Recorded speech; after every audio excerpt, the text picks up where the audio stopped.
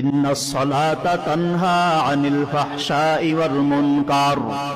আল্লাহ তাআলার ঘোষণা হলো, নবী উম্মতের জানায়া দেন, আমি আল্লাহ তাআলা বললাম, এই নামাজ বান্দাকে সকল প্রকার ঘৃণিত কাজ থেকে ফিরাইয়া নিয়ে আসবে।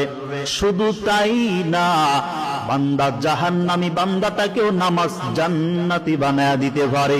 ও নবী উম্মতের বলে দেন, কোন মানুষ যদি দৈনিক 5 বেলার নামাজ নামক ঔষধটা 5 বার সেবন করতে পারে, ওই বান্দা নিজেকে যত বড় গুনাহের কাজে জড়াইয়া রাখুক না কেন, নিজেকে যত বড় গুনাহের কাজে শামিল রাখুক না কেন, নবী কোনো চিন্তা নাই, কোনো ভয় নাই, কোনো পেরেশানি নাই।